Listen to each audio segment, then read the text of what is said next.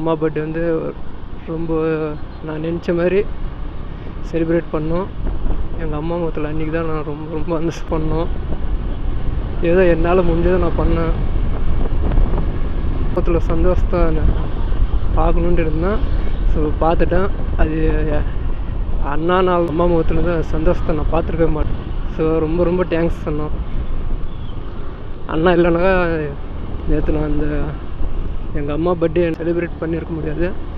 அண்ணா சப்போர்ட்னால நான் ஏதோ எங்கள் அம்மா சந்தோஷம் அன்றைக்கி தான் பார்த்தேன். ஸோ எனக்கும் அவ்வளோ சந்தோஷமாகிடுச்சு. சப்போர்ட் பண்ண எல்லாருக்கும் ரொம்ப ரொம்ப தேங்க்ஸ் அண்ணா. முக்கியமாக உங்களுக்கு தானா.